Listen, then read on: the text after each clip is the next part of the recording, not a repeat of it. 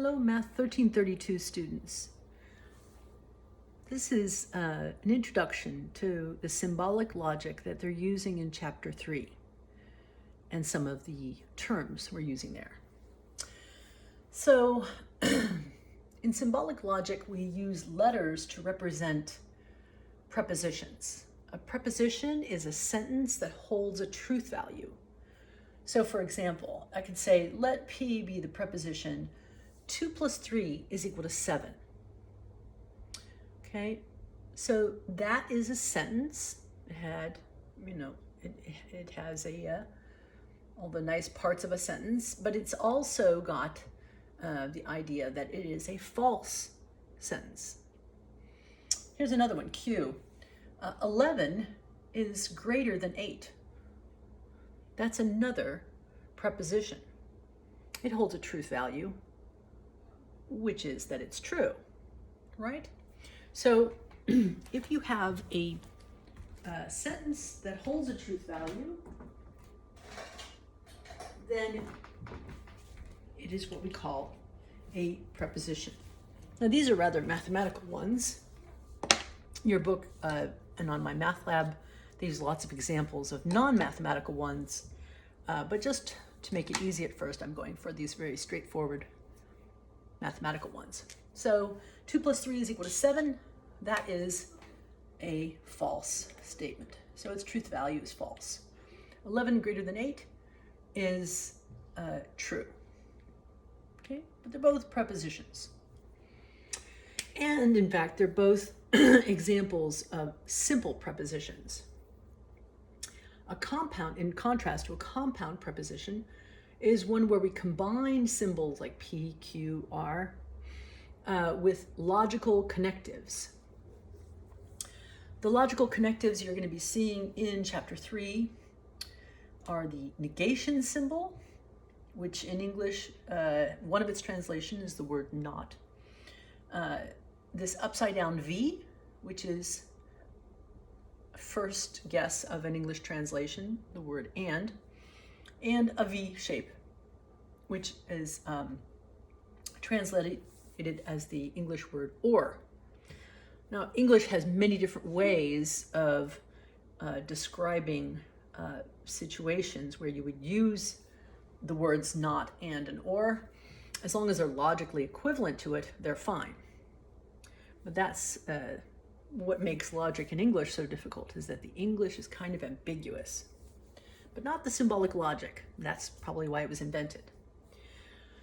It is not a mistake that you've been assigned the words not, and or in terms of sets.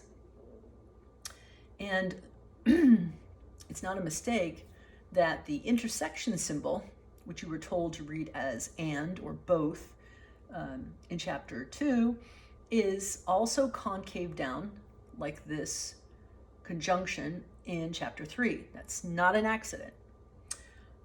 This or, which formally is called a disjunction, is like this union symbol, which was an inclusive or. Something had to belong to either B or C to be an element of B union C. It was very open. Whereas it was very restricted for B intersection C. Something had to belong to both B and C to be in there. And you're going to see that reflected in a minute. This symbol is read as not.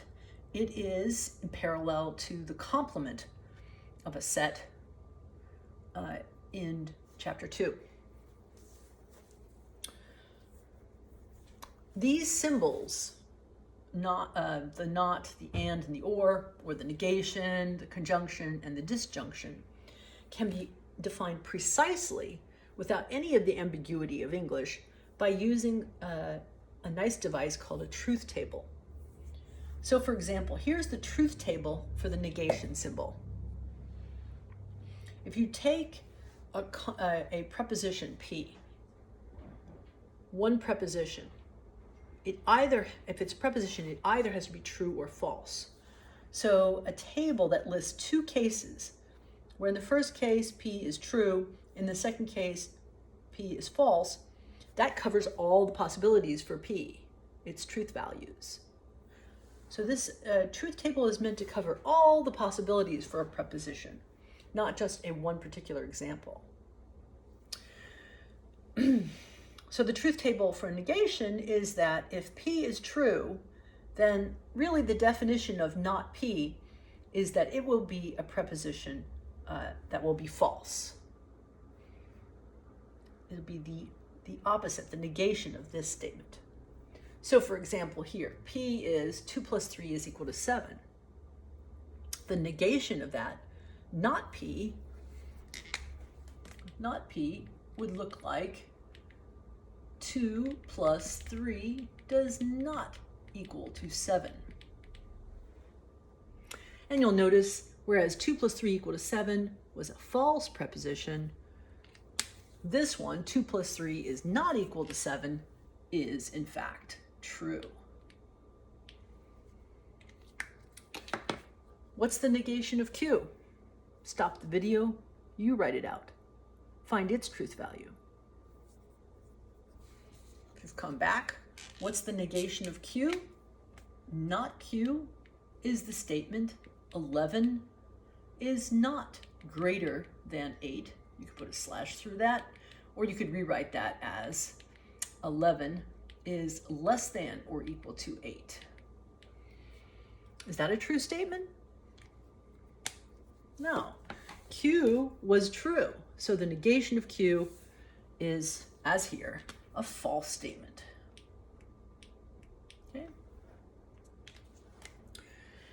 Some more compound prepositions. P and Q is how we read this upside down V. P and Q. Now we've got two prepositions, and we have to consider all the possible ways they could present their truth values. To have a bit of uniformity, so we can compare different compound prepositions, whenever you have two prepositions, P and Q, you are asked to organize their truth values, their four possible combinations of truth values, in the following order, just to keep everybody sane. So you should always have true, true. The second case should always be where you keep the first one true, turn the second one false. The third case should always be where the first one is false and the second one is true. And the last case would be both false. You'll see as we go along that helps keep you, lets you get to the heart of the matter of any truth table, which is really what's going on in that last column. If P and Q are both true, then P and Q should be a true statement. If P and Q are both false, then P and Q should be a false statement. But and is defined in this way. Even if one of them is true, if I say something true and something false, that conjunction is considered to be false because they're not both true. And it doesn't matter in the order in which that happened. If one of them is false, the conjunction is false.